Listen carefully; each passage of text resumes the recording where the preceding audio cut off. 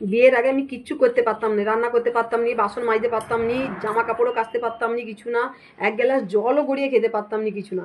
তারপর বিয়ে হয়ে গেল, যা বিয়ে হয়ে গেল ভাই, হুড়ুড় করে আমি সব কাজ শিখেছি। এখন আমি বাসন মাজতে পারি, রান্না করতে পারি, 10 জন 20 জন 50 জনেরও রান্না করতে পারি, কাপড় কাচতে পারি, ঘর ঝাঁট দিতে পারি, ঘর মুছতে পারি, এমনকি কোমর বেঁধে ঝগড়াও করতে পারি, বাচ্চাও মানুষ করতে পারি।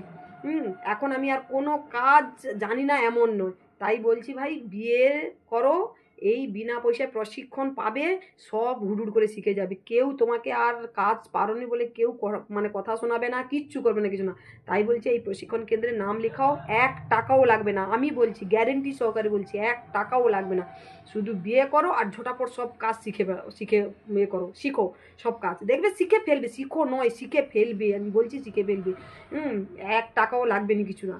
বিয়ে করো আর এই প্রশিক্ষণ কেন্দ্র, বিনা পয়সায় প্রশিক্ষণ, বিনা পয়সা।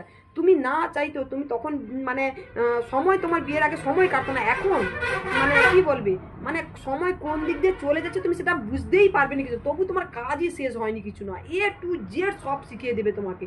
আমি বলছি ভাই গ্যারেন্টি সহকারে ঝটাপট নামটা লিখিয়ে দাও, দেখবে সব সব শিখে গেছো তুমি। বুঝতে পেরেছো? 1 টাকাও লাগবে না, সত্যি কথা বলছি, 1 টাকাও না, বিনা পয়সায়